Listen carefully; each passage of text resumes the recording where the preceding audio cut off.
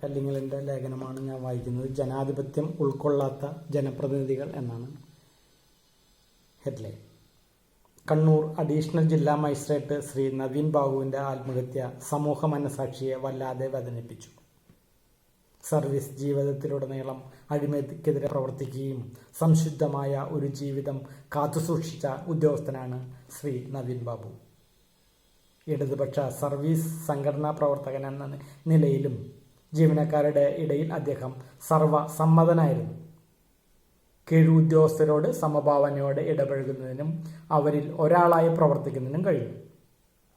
ഇത്തരത്തിൽ ഒരു മാതൃകാ ഉദ്യോഗസ്ഥനായി സമൂഹവും വകുപ്പും ജീവനക്കാരും അംഗീകരിച്ച ഒരു ഉദ്യോഗസ്ഥനാണ് ഒരു ജനപ്രതിനിധിയുടെ അധിക്ഷേപത്തിൽ ഹൃദയം തകർന്ന് ആത്മഹത്യ ചെയ്യേണ്ടി വന്നത്.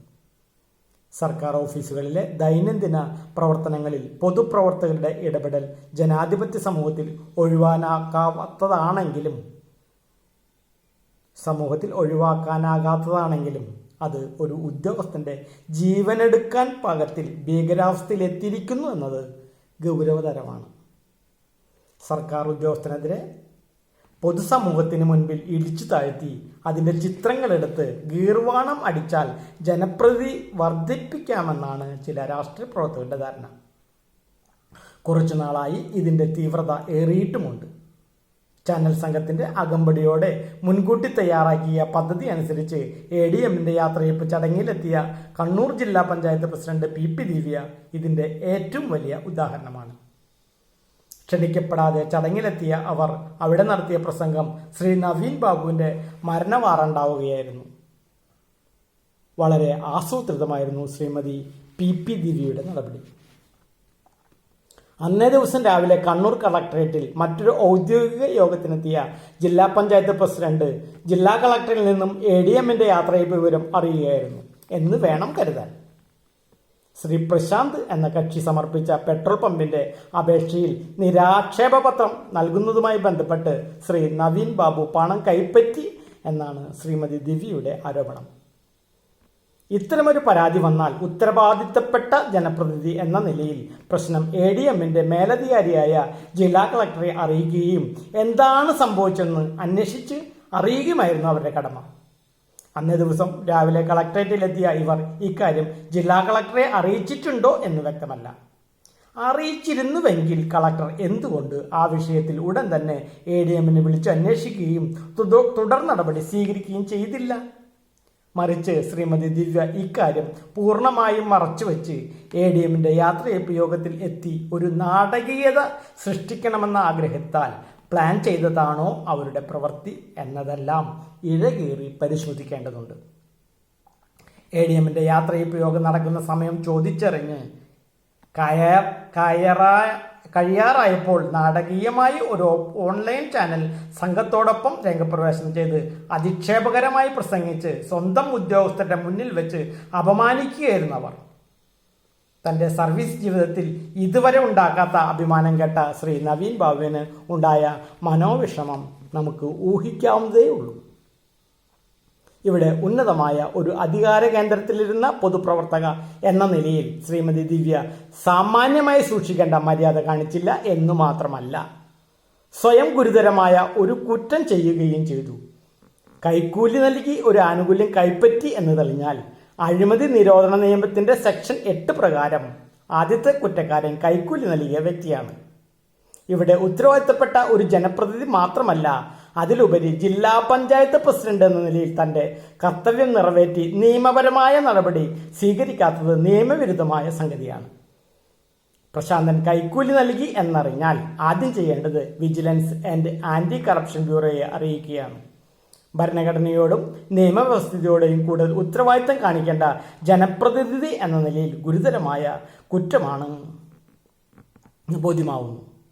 സാധാരണക്കാരുടെ അറിയപ്പെടുന്ന ഒരു രാഷ്ട്രീയ പ്രസ്ഥാനത്തിന്റെ ഭാരവാഹി എന്ന നിലയിൽ പ്രവർത്തിക്കുന്ന വ്യക്തി എന്തിനാണ് പെട്രോൾ പമ്പ് പോലുള്ള സാമ്പത്തിക വിഷയങ്ങൾ വരുവാൻ ഏറെ സാധ്യതയുള്ള പ്രശ്നങ്ങൾ ഇടപെടുന്നത്? ഒരു പട്ടയാപേക്ഷയോ മറ്റെന്തെങ്കിലും ഭൂമി പ്രശ്നമോ ഒരു പൊതുപ്രശ്നത്തിനെയോ ഉയർത്തിയല്ല ജില്ലാ പഞ്ചായത്ത് പ്രസിഡന്റ് ഇത്രയധികം കോലാഹലമുണ്ടാക്കിയത്. രാഷ്ട്രീയ പ്രവർത്തകരുടെയും ജനപ്രതിനിധികളുടെയും മുൻഗണനാ ക്രമത്തിൽ ക്വാറിയും പമ്പും റിയൽ എസ്റ്റേറ്റുമൊക്കെയാണ് മുൻതൂക്കം. രാഷ്ട്രീയ പ്രവർത്തകരുടെയും ജനപ്രതിനിധികളുടെയും മുൻഗണനാ ക്രമത്തിൽ ക്വാറിയും പമ്പും റിയൽ എസ്റ്റേറ്റുമൊക്കെയാണ് മുൻതൂക്കം എന്നത് വല്ലാതെ വേദനിപ്പിക്കുന്നുണ്ട്. സാധാരണക്കാരായ മനുഷ്യരുടെ പ്രശ്നങ്ങൾ ഉൾക്കൊള്ളുന്നതിനും അഭിസംബോധന ചെയ്യുന്നതിനും ഇന്നത്തെ തലമുറയിലെ രാഷ്ട്രീയ പ്രവർത്തകർക്ക് കഴിയുന്നില്ല എന്നത് ഖേദകരമാണ്. പെട്രോൾ പമ്പുമായി ബന്ധപ്പെട്ട് NOC നൽകുന്നതുമായി ബന്ധപ്പെട്ട സാങ്കേതികത്വങ്ങളോ നിയമപ്രശ്നങ്ങളോ മനസ്സിലാക്കാൻ ശ്രമിക്കാതെ ഒരാൾ പറയുന്ന ആരോപണം മാത്രം വിശ്വസിച്ച് അധിക്ഷേപത്തിനിറങ്ങിയ ജില്ലാ പഞ്ചായത്ത് പ്രസിഡന്റ് ഒരു തരത്തിലും മാപ്പർഹിക്കുന്നതേയില്ല. ഇവിടെ പെട്രോൾ പമ്പിന്റെ NOCക്ക് അപേക്ഷിക്കപ്പെട്ട ഭൂമി മെയിൻ റോഡിലെ ഒരു വളവിന്റെ ഭാഗത്താണ്. ഈ വളവിൽ പമ്പ് സ്ഥാപിച്ചാൽ ട്രാഫിക് പ്രശ്നമോ അപകടമോ ഉണ്ടാകാൻ സാധ്യതയുണ്ടോ എന്ന് ആധികാരികമായി അഭിപ്രായം പറയേണ്ടത് ടൗൺ പ്ലാനിംഗ് എഞ്ചിനീയറാണ്. ഈ അഭിപ്രായം രേഖപ്പെടുത്തി ലഭ്യമാക്കുന്നതിനാണ് ഫയൽ 5 ദിവസം വൈകിയെന്ന് വ്യക്തമാണ്. ADMനോട് ശ്രീമതി ദിവ്യ ഈ വിഷയം നേരിട്ട് അന്വേഷിക്കുകയോ ജില്ലാ കളക്ടർ മുഖേന ADMനോട് ചോദിച്ച് വ്യക്തത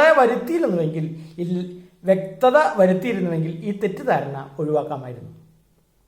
ഇതിനുള്ള സാമാന്യ ബുദ്ധിയില്ലാത്ത വ്യക്തിയല്ല ഇവർ എന്ന് കരുതാനാകില്ല. ജീവനക്കാരാകെ വൈകാരികമായി യാത്രയപ്പ് നൽകുന്ന ഒരു വ്യക്തിയോട് മനസ്സുകൊണ്ട് ചേർന്ന് നിൽക്കുമ്പോൾ തന്നെ ഇത്തരം അപകീർത്തിപരമായ പ്രസ്താവന ആ യോഗത്തിൽ ക്ഷണിക്കാതെ ചെന്ന് നടത്തുക എന്നതിന് അപ്പുറം നീചമായ പ്രവൃത്തി മറ്റൊന്നില്ല. സ്വന്തം രാഷ്ട്രീയ ലാഭത്തിനു വേണ്ടി എന്തും ചെയ്യാൻ മടികൂടാത്തവരായി നേതാക്കൾ മാറുന്ന കാഴ്ച അത്യന്തം ഖേദകരമാണ്. സ്വന്തം രാഷ്ട്രീയ ലാഭത്തിനു വേണ്ടി എന്തും ചെയ്യാൻ മടികൂടാത്തവരായി നേതാക്കൾ മാറുന്ന കാഴ്ച അത്യന്തം ഖേദകരമാണ്. അഴിമതിക്കെതിരെ ശക്തമായി നിലകൊള്ളുന്ന വ്യക്തിയാണ് താനെന്ന് ജനങ്ങളെ അറിയിക്കുകയും അതുവഴി ജനങ്ങളുടെ മുൻപിൽ ഒരു വീരപരിവേഷം സൃഷ്ടിച്ചെടുക്കുന്നതിൻ്റെ ഭാഗമായി കരുതിക്കൂട്ടി നടത്തിയ ഒരു വലിയ നാടകത്തിൻ്റെ ഇരയാണ് ശ്രീ നവീൻ ബാബു. നവീൻ ബാബുവിൻ്റെ ആത്മഹത്യ മലയാളികളുടെ സഹജീവി ബോധ്യത്തിൽ വലിയ ചലനം സൃഷ്ടിച്ചിരിക്കുന്നു. അദ്ദേഹത്തിൻ്റെ സർവീസ് ജീവിതം മറ്റുള്ളവർക്ക് എങ്ങനെയെല്ലാം മാതൃകയായി എന്നത് വലിയ ചർച്ചകൾക്ക് ഇടയാക്കി. അഴിമതിരഹിതവും പൊതു സേവന തൽപരരുമായ ഉദ്യോഗസ്ഥരെ സംരക്ഷിക്കാൻ കേരളീയർ ഒറ്റക്കെട്ടായി ഉയർന്നു വരുമെന്ന് ഈ സമയം വ്യക്തമാക്കുന്നു. നവീൻ ബാബുവിൻ്റെ ആത്മഹത്യയിൽ ഉയർത്തിയ ചോദ്യങ്ങൾ കാലമേറെ ഇവിടെ നിലനിൽക്കുകയും ചെയ്യും. ഐ ആം ദി സ്റ്റേറ്റ് എന്ന മനോഭാവമുള്ള രാഷ്ട്രീയ നേതാക്കന്മാരുടെ ശുഷ്കമായ ജനാധിപത്യ ബോധത്തെക്കുറിച്ച് മലയാളികൾക്ക് ഇനിയും ഏറെ ബോധ്യപ്പെടാനുണ്ട്. രാഷ്ട്രീയ പ്രവർത്തകൻ വാക്കിലും പ്രവൃത്തിയിലും കാണിക്കേണ്ട സമചിത്തത മുൻപ് പല സന്ദർഭങ്ങളിലും വലിയ ചർച്ചകൾക്കും ഇടം നൽകിയിട്ടുണ്ടെങ്കിലും പൊതുപ്രവർത്തകർക്ക് ലഭിച്ചുകൊണ്ടിരുന്ന ഇമ്മ്യൂണിറ്റിയിലൂടെ അവർ രക്ഷപ്പെടുകയായിരുന്നു. പരസ്യ വിചാരണയിലൂടെ ഒരു ഉദ്യോഗത്തിൻ്റെ ജീവൻ പോയാൽ പോലും അതിനെ അഴിമതിക്കെതിരെയുള്ള വിശുദ്ധ യുദ്ധമെന്ന് പ്രഖ്യാപിക്കുന്നതിനാണ് ഒരു കൂട്ടർ ശ്രമിച്ചുകൊണ്ടിരിക്കുന്നത്. പരസ്യ വിചാരണയിലൂടെ ഒരു ഉദ്യോഗസ്ഥന്റെ ജീവൻ പോയാൽ പോലും അതിനെ അഴിമതിക്കെതിരെയുള്ള വിശുദ്ധ യുദ്ധമെന്ന് പ്രഖ്യാപിക്കുന്നതിനാണ് ഒരു കൂട്ടർ ശ്രമിച്ചുകൊണ്ടിരിക്കുന്നത്. സമാന സ്വഭാവമുള്ള ധാരാളം സംഭവങ്ങൾ ഓർമ്മയെത്തുകയാണ്. അടുത്ത കാലത്ത് ഒരു ICDS സൂപ്പർവൈസർ ഡ്യൂട്ടി കഴിഞ്ഞു പോകവേ കുഴഞ്ഞു വീണ് മരിച്ചത്. ഒരു മന്ത്രി ഉൾപ്പെടെ പങ്കെടുത്ത യോഗത്തിൽ വെച്ച് പഞ്ചായത്ത് പ്രസിഡന്റ് അധിക്ഷേപിച്ചതാണ് അവരുടെ ഹൃദയം പൊട്ടിമരിക്കേണ്ടി വന്നത്. തദ്ദേശ സ്വയംഭരണ സ്ഥാപനങ്ങളുടെ നിയന്ത്രണം പൂർണ്ണമായും അവരുടെ തിരഞ്ഞെടുക്കപ്പെടുന്ന പഞ്ചായത്ത് പ്രസിഡന്റ്, മുനിസിപ്പൽ ചെയർമാൻ തുടങ്ങിയ ഭരണ നേതൃത്വങ്ങൾക്കുള്ള നിയന്ത്രണാധികാരം പഞ്ചായത്ത് രാജ് ആക്ടിൽ വ്യക്തമാണ്. നിലവിൽ ഭരണഘടന പ്രകാരം നിലവിലുള്ളതോ അതനുസരിച്ച് നിയമസഭ പാസാക്കി അംഗീകരിച്ചതോ ആയ അവകാശങ്ങൾ അല്ലാതെ സ്വയം കൽപ്പിച്ച് തയ്യാറാക്കുന്ന ഒരു അധികാരവും ഈ ജനപ്രതിനിധികൾക്കില്ല. അതായത് സർക്കാരിന്റെ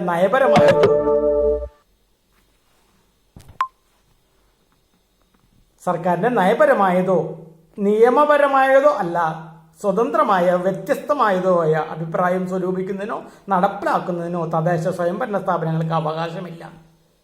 ജീവനക്കാരുടെ സേവന വേതന വ്യവസ്ഥകളെല്ലാം കൃത്യമായ നിയമത്തിന്റെ ചട്ടക്കൂടുകൾക്ക് അകത്ത് തയ്യാറാക്കപ്പെട്ടിട്ടുള്ളതാണ്. അതുകൊണ്ട് തന്നെ ജീവനക്കാർക്കെതിരെ ശിക്ഷാ നടപടികൾ എടുക്കാനും അവരുടെ ഹാജർ പരിശോധിക്കാനും അവധി അനുവദിക്കാനോ തള്ളാനോ ഉള്ള അവകാശാധികാരങ്ങൾ ജനപ്രതിനിധികൾക്കില്ല.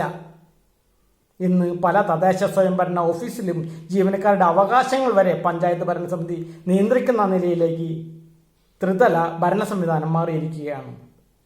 ജീവനക്കാരെ നിർബന്ധിച്ചും ഭീഷണിപ്പെടുത്തിയും നിയമക്കുരുക്കിൽപ്പെട്ടും നിയമവിരുദ്ധമായ സംഗതികൾ പഞ്ചായത്ത് സമിതികൾ ചെട്ടിപ്പിക്കുകയാണ്. ഇതിൽ കുടുങ്ങി ജീവിതമില്ലാതായ നിരവധി ഉദ്യോഗസ്ഥരുണ്ടായിരുന്നു എന്നത് യാഥാർത്ഥ്യമാണ്. മിക്കപ്പോഴും ഇത് വലിയ സംഘർഷങ്ങൾക്ക് കാരണമാകുന്നു. ജീവനക്കാരെല്ലാം അഴിമതിക്കാരും സത്യസന്ധതയില്ലാത്തവരാണെന്ന പൊതുധാരണ സൃഷ്ടിക്കുവാൻ മനഃപൂർവമായ ശ്രമം നടക്കുന്നുണ്ട്. ജീവനക്കാരെല്ലാം അഴിമതിക്കാരും സത്യസന്ധതയില്ലാത്തവരുമാണെന്ന പൊതുധാരണ സൃഷ്ടിക്കാൻ മനഃപൂർവമായ ശ്രമം നടത്തുന്ന ജനപ്രതിനിധികളുണ്ട്. സ്വന്തമായി യൂട്യൂബ് ചാനൽ തയ്യാറാക്കി സ്ഥിരമായി ഒരു ക്യാമറാമാനെയും കൂട്ടി സർക്കാർ ജീവനക്കാരെ പരസ്യമായി അപമാനിച്ചുകൊണ്ട് നടക്കുന്ന ഒരു MLA-മാർ വരെ നമ്മുടെ സംസ്ഥാനത്തുണ്ട്. ഇത്തരം വാർത്തകളെ പൊതുസമൂഹം വളരെ ആവേശത്തോടെ സ്വീകരിക്കുകയും ഇതിന് വലിയ പിന്തുണ നൽകുകയും ചെയ്യുന്നു. അഴിമതിക്കെതിരായുള്ള ഇടപെടലായി വ്യാഖ്യാനിച്ച് ജനങ്ങളുടെ ഇടയിൽ സ്വീകാര്യത വർദ്ധിപ്പിക്കുകയാണ് ഇവരുടെ ലക്ഷ്യം. വ്യവസ്ഥാപിത മാർഗങ്ങളെ തീർത്തും തള്ളിക്കളഞ്ഞ് നിയമവ്യവസ്ഥയെ വെല്ലുവിളിച്ച് സ്വയം കോടതിയാണെന്ന് പ്രഖ്യാപിക്കുവാനാണ് ഇത്തരം ജനപ്രതിനിധികളുടെ താല്പര്യം. ഇത് ഒരു നിലയിൽ അരാജകത്വമാണ് സൃഷ്ടിക്കുന്നത്. ഭരണവ്യവസ്ഥയെ അതുവഴി ഭരണഘടനയെ ദുർബലപ്പെടുത്തുകയാണ് ഈ കൂട്ടർ. നിയമവാഴ്ചയെ വെല്ലുവിളിക്കുകയാണ് ഈ കൂട്ടർ ചെയ്തുകൊണ്ടിരിക്കുന്നത്. ഇത്തരം വിഷയങ്ങൾ ചർച്ച ചെയ്യപ്പെടുന്നത് പോലും ശ്രീ നവീൻ ബാബുവിന്റെ രക്തസാക്ഷിത്വത്തോടെയാണ്. നവീൻ ബാബുവിനെ പരസ്യ വിചാരണയ്ക്ക് അയക്കിയപ്പോൾ ആ വേദിയിൽ നിന്നും ഒന്നും പ്രതികരിക്കാതെ മൗനം പൂണ്ടിരുന്ന ജില്ലാ കളക്ടറുടെ നടപടിയും അപലപനീയമാണ്. യഥാർത്ഥത്തിൽ അദ്ദേഹവും ഈ കുറ്റകൃത്യത്തിൽ കൂട്ടുനിൽക്കുകയാണ് ചെയ്തത്. രാവിലെയുണ്ടായിരുന്ന യോഗത്തിൽ കണ്ടപ്പോൾ ശ്രീമതി ദിവ്യ ജില്ലാ കളക്ടറോട് ഈ വിഷയത്തെക്കുറിച്ച് പറഞ്ഞതിന് ശേഷമാണ് പരസ്യമായി ഇത്തരം അപമാനിക്കുന്ന വിധമുള്ള നിലപാട് എടുക്കുവാൻ അനുവാദം നൽകിയതെങ്കിൽ ജില്ലാ കളക്ടർക്കെതിരെയും ആത്മഹത്യാ പ്രേരണ കുറ്റം ചുമത്തേണ്ടതുണ്ട്. ആ യോഗത്തിലുടനീളം ജില്ലാ കളക്ടറുടെ ശരീരഭാഷ തീർത്തും അരോചകവും അപലപനീയവുമായിരുന്നു. ഒരു സഹപ്രവർത്തകൻ നിർദാക്ഷിണ്യം ആക്രമിക്കപ്പെടുന്ന സമയത്ത് ശാന്തനായിരിക്കാൻ എങ്ങനെ കഴിയുന്നു എന്നാണ് പ്രധാന ചോദ്യം. അവിടെയാണ് ഇപ്പോഴുള്ള ചില IAS ഉദ്യോഗസ്ഥരുടെ ജീവനക്കാരോടും പൊതുജനങ്ങളോടുള്ള സമീപനത്തെ സംബന്ധിച്ച് ചർച്ച ചെയ്യേണ്ടത്. സ്വന്തം കാൽവിരൽ ചികിത്സയ്ക്ക് സർക്കാർ ഡോക്ടറെ അദ്ദേഹത്തിന്റെ OP സമയത്ത് വിളിച്ചു വരുത്തി മണിക്കൂറുകളോളം നിർത്തി അപമാനിച്ച ഒരു ജില്ലാ കളക്ടറെ ഇത്തരത്തിൽ ഓർത്തുപോകുകയാണ്. അധികാര ദുർവിനിയോഗം നടത്തുന്നതിനും സ്വന്തം കാര്യസാധ്യങ്ങൾക്കുമായി ഏത് തരം നീച പ്രവൃത്തി ചെയ്യാനും ചില ഉദ്യോഗസ്ഥർ തയ്യാറാകും. രാഷ്ട്രീയ നേതൃത്വങ്ങളോടുള്ള അമിത വിധേയത്വം പല വിധത്തിൽ സൃഷ്ടിക്കപ്പെടാം. സ്വന്തം അഴിമതി മൂടിവെക്കണമെന്നും അതിന് സംരക്ഷണം ലഭിക്കണമെന്നും ആഗ്രഹിക്കുന്നവരാണ് മറ്റൊരു കൂട്ടർ. രാഷ്ട്രീയ വിധേയത്വമല്ല വേണ്ടത്, ഭരണഘടനാ വിധേയത്വമാണ് വേണ്ടത് എന്ന് തിരിച്ചറിയപ്പെടാതെ പോകുന്നതാണ് ഏറ്റവും ദൗർഭാഗ്യകരം. ഇവിടെ കണ്ണൂർ ജില്ലാ കളക്ടർ കുറച്ചുകൂടി ആർജവത്തോടെ ഈ ആരോപണത്തെ അഭിസംബോധന ചെയ്യുകയും ജില്ലാ പഞ്ചായത്ത് പ്രസിഡന്റിന്റെ നീക്കം തിരിച്ചറിഞ്ഞ് കാര്യങ്ങൾ അവരെ പറഞ്ഞ് ബോധ്യപ്പെടുത്തിയിരുന്നുവെങ്കിൽ നവീൻ സാറിന് ജീവൻ നഷ്ടമാകില്ലായിരുന്നു. സാധാരണക്കാരായ ജീവനക്കാരോടും ജനങ്ങളോടും ഇടപെട്ടാൽ തനിക്കെന്തോ സംഭവിക്കുമെന്ന് ചിന്തിക്കുന്ന ഉന്നത ഉദ്യോഗസ്ഥർക്ക് കണ്ണൂർ ജില്ലാ കളക്ടറെ പോലെയേ ഇടപെടാൻ കഴിയൂ എന്നതാണ് യാഥാർത്ഥ്യം. മറ്റുള്ളവരെ അടിമകളാക്കി കാണുകയും ചിലർക്ക് മുമ്പിൽ സ്വയം അടിമയായി മാറുകയും ചെയ്യുന്ന ഇക്കൂട്ടർക്ക് ഔദ്യോഗിക പദവി എന്നും ഭാരമായിരിക്കും, ജനങ്ങൾക്ക് ദുരിതവും. നവീൻ ബാബു കുറ്റക്കാരനാണെന്ന് കരുതി തീർക്കാൻ ഉയർത്തിക്കൊണ്ടുവരുന്ന വാദഗതികൾ എല്ലാം ആ വിഷയത്തെ വഴിതിരിച്ചുവിടാനുള്ള വൃഥാശ്രമങ്ങളായി. സർവീസ് ജീവിതത്തിലുടനീളം ധാർമ്മികത ഉയർത്തിപ്പിടിച്ച ഉദ്യോഗസ്ഥനെതിരെ ഉയർത്തിയ ആരോപണങ്ങളെല്ലാം വ്യാജ നിർമ്മിതികളും ഊഹാപോഹത്തിന്റെ ബലത്തിലുള്ളതാണ്. കാലം തെളിയിക്കുമെന്ന് ഉറപ്പാണ്. സർക്കാരിന്റെ ജനക്ഷേമ പ്രവർത്തനങ്ങളെയും സംവിധാനത്തെയും ജനങ്ങളായി ബന്ധപ്പെടുന്ന ഏറ്റവും പ്രധാനപ്പെട്ട ഏജൻസിയാണ് റവന്യൂ വകുപ്പ്. ജനങ്ങളായി നേരിട്ട് ബന്ധപ്പെടുന്ന വകുപ്പെന്ന നിലയിൽ ഏറ്റവും കൂടുതൽ ആരോപണങ്ങൾ നേരിടുന്ന വകുപ്പുകളിൽ ഒന്നാണ് റവന്യൂ വകുപ്പ്. വകുപ്പിലെ ചെറിയ ന്യൂനപക്ഷം അഴിമതിയും കെടുകാര്യസ്ഥതയും ഉള്ളവരാണ് എന്നത് യാഥാർത്ഥ്യമാണ്. സങ്കീർണവും അശാസ്ത്രീയവുമായ അധികാര നിർവചനത്തിൽ കുടുങ്ങിപ്പോയ ഒരു സംവിധാനമാണിത്. എല്ലാ ഉദ്യോഗസ്ഥരെയും വെള്ളപൂശാനായി ഈ സന്ദർഭം ഉപയോഗിക്കുകയുമാവരുത്. 1000 കുറ്റവാളികൾ രക്ഷപ്പെട്ടാലും ഒരു നിരപരാധിയും ശിക്ഷിക്കപ്പെടരുത് എന്നത് അന്തസ്സായ ഒരു ഭരണക്രമത്തിന്റെ മൂലവാക്യമാണ്. അഴിമതി നടത്തുന്നവരെയും കാര്യക്ഷമതയില്ലാത്തവരെയും കണ്ടെത്തുന്നതിന് നിയതമായതായും വ്യവസ്ഥാപിതമായ മാർഗങ്ങളുള്ള രാജ്യമാണിത്. ഒരാൾ കൈക്കൂലി ആവശ്യപ്പെട്ടാൽ ആദ്യം അറിയിക്കേണ്ടത് സംസ്ഥാന വിജിലൻസ് വകുപ്പിനെയാണ്. വിജിലൻസിന്റെ നിർദ്ദേശങ്ങളനുസരിച്ച് പ്രവർത്തിച്ചാൽ മാത്രമേ ഒരു അഴിമതിക്കാരനെ നിയമത്തിന്റെ മുമ്പിൽ കൊണ്ടുവരാൻ കഴിയുകയുള്ളൂ. ഇവിടെ പമ്പ് സ്ഥാപിക്കാൻ അപേക്ഷ നൽകിയ പ്രശാന്തിന്റെ ഉദ്ദേശശുദ്ധി ചോദ്യം ചെയ്യപ്പെടേണ്ടതാണ്. നവീൻ ബാബുവിന്റെ മരണത്തിന് ശേഷം ഉയർത്തിക്കൊണ്ടുവന്ന ചർച്ചകൾ പ്രതിയെ സംരക്ഷിക്കുന്നതിന് വേണ്ടി മാത്രമായിരുന്നു. പരസ്യ വിചാരണയിൽ അപമാനിതനായിട്ടാണ് ശ്രീ നവീൻ ബാബു ആത്മഹത്യ ചെയ്തത് എന്ന് വ്യക്തമായിരിക്കെ അതിനെ ദുർബലപ്പെടുത്ത തരത്തിൽ കൊണ്ടുവന്ന മറുവാദങ്ങളെല്ലാം കെട്ടുകഥകളാണെന്ന് വളരെ വേഗം സമൂഹത്തിന് ബോധ്യപ്പെട്ടു. മരണത്തിന് ഉത്തരവാദികളായ എല്ലാ പേരെയും സമൂഹത്തിന് മുൻപിൽ കൊണ്ടുവന്ന് അദ്ദേഹത്തിന്റെ കുടുംബത്തിന് നീതി കിട്ടുന്നവരെ കൂടെ നിൽക്കുമെന്ന് ആദ്യം പ്രഖ്യാപിച്ച സംഘടന ജോയിന്റ് കൗൺസിലായിരുന്നു. ഞങ്ങളുടെ ഉറച്ച തീരുമാനം തിരിച്ചറിഞ്ഞ ചില ശക്തികൾ ജോയിന്റ് കൗൺസിലിനെതിരെ അപവാദ പ്രചാരണങ്ങളുമായി രംഗത്ത് വരുന്നതും നമ്മൾ കണ്ടതാണ്. പൊതുവേദിയിൽ ക്ഷണിക്കപ്പെടാതെ അതിക്രമിച്ചു കയറി അപമാനിച്ച് മരണത്തിലേക്ക് നയിച്ച മുൻ കണ്ണൂർ ജില്ലാ പഞ്ചായത്ത് പ്രസിഡന്റ് PP ദേവിയെ രക്ഷപ്പെടുത്താൻ നിരവധി പദ്ധതികൾ തയ്യാറാക്കി പരാജയപ്പെട്ടപ്പോഴാണ് ഇപ്പോൾ ഒരു സർവീസ് സംഘടന സംശയമുനിയിലേക്ക് എന്ന തലക്കെട്ടോടെ ഒരു ഓൺലൈൻ ചാനലിൻ്റെതായി സോഷ്യൽ മീഡിയയിൽ വാർത്ത പ്രചരിച്ചത്. വ്യാജ ആരോപണം ഉന്നയിച്ച് ദിവ്യയ്ക്ക് സംരക്ഷണം ഒരുക്കുക എന്നതായിരുന്നു ലക്ഷ്യം. പക്ഷേ ഇത്തരം വ്യാജ വാർത്തകളുടെ ഉദ്ദേശത്തെ സംബന്ധിച്ച് വ്യക്തമായ ധാരണ പൊതുസമൂഹത്തിനുള്ളത് കൊണ്ട് തന്നെ അത് വലുതായി ഏശിയില്ല. സംസ്ഥാന സിവിൽ സർവീസിൽ ഏറ്റവും സുതാര്യമായും കൃത്യവുമായും സ്ഥലമാറ്റങ്ങളും സ്ഥാനക്കയറ്റങ്ങളും നടക്കുന്നത് റവന്യൂ വകുപ്പിലാണ്. പൂർണ്ണമായും ഓൺലൈനിൽ നടക്കുന്ന സ്ഥലം മാറ്റങ്ങളിൽ നാളിതുവരെ ഒരു ആക്ഷേപവും ഉയർന്നിട്ടില്ല. Deputy collector, RDO, sub collector, ADM തുടങ്ങിയ ഉന്നത ഉദ്യോഗസ്ഥരുടെ സ്ഥലം മാറ്റങ്ങൾ നടത്തുന്നതിന് കേരള സർക്കാരുമാണ്. ഇക്കാര്യത്തിൽ റവന്യൂ വകുപ്പിന് നേരിട്ട് ഒരു പങ്കുമില്ല. എന്നിരിക്കെ വ്യാജ വാർത്തകൾ സൃഷ്ടിച്ച് പൊതുസമൂഹത്തെ തെറ്റിദ്ധരിപ്പിക്കാമെന്ന് കരുതിയവർ യഥാർത്ഥത്തിൽ മൂഢസ്വർഗത്തിലാണ്. ഡെപ്യൂട്ടി കളക്ടർമാരിൽ നിന്നും ഒരു ഉദ്യോഗസ്ഥനെ ADM പദവിയിൽ നിയമിക്കുന്നത് സർക്കാർ വിവിധ തലങ്ങളിൽ നടത്തുന്ന അന്വേഷണങ്ങൾക്കും പരിശോധനകൾക്കും ശേഷമാണ്. വസ്തുത ഇതായിരിക്കെ ആടിനെ പട്ടിയാക്കുന്ന തരത്തിലുള്ള വാർത്തകൾ പടച്ചുവിടുന്നത് പിന്നിലുള്ള ലക്ഷ്യം കുറ്റവാളിയെ രക്ഷിച്ചെടുക്കാനുള്ള തന്ത്രത്തിന്റെ ഭാഗം മാത്രമായിരുന്നു. കോടതിയുടെ പരിഗണനയുള്ള ഒരു വിഷയത്തിൽ വ്യാജവാർത്തകൾ സൃഷ്ടിക്കുന്ന കേന്ദ്രങ്ങൾക്കെതിരെ യഥാർത്ഥ പ്രതികളെ രക്ഷപ്പെടുത്താൻ ശ്രമിക്കുന്നവർക്ക് നവീൻ ബാബുവിന്റെ മരണത്തിന് കാരണമായ സംഗതികളിലെ ഗൂഢാലോചനയിൽ പങ്കുണ്ടെന്ന് വേണം കരുതാൻ. ഇത്തരം വ്യാജവാർത്ത സൃഷ്ടിക്കുന്ന ഓൺലൈൻ മാധ്യമങ്ങളെയും അന്വേഷണത്തിന്റെ പരിധിയിൽ കൊണ്ടുവരണമെന്നും സംഘടന ആവശ്യപ്പെട്ടിട്ടുണ്ട്. യഥാർത്ഥത്തിൽ നവീൻ ബാബു സർക്കാർ ജീവനക്കാർക്ക് വേണ്ടി രക്തസാക്ഷിയായതാണ്. ഇതുപോലെ തന്നെയുള്ള പരസ്യ വിചാരണകൾ, അപമാനിക്കൽ ഉൾപ്പെടെ ആരുടെ ഭാഗത്തു നിന്നുണ്ടായാലും ശക്തമായി എതിർത്താൻ ജീവനക്കാർ ഒന്നിച്ച് തയ്യാറാകണം. അതോടൊപ്പം അഴിമതിക്കാരായ ഉദ്യോഗസ്ഥരെ നിയതമായ മാർഗങ്ങളിലൂടെ തുറന്നു കാണിക്കുന്നതിനും ജീവനക്കാർ തയ്യാറാകണം. കൈക്കൂലി നൽകുന്നതും വാങ്ങുന്നതുപോലെ തന്നെ കുറ്റകരമാണെന്ന് ജനങ്ങളെ ബോധവൽക്കരിക്കണം എന്ന് പറഞ്ഞുകൊണ്ടാണ് ഈ ലേഖനം അവസാനിക്കുന്നത്. എല്ലാവർക്കും നന്ദി.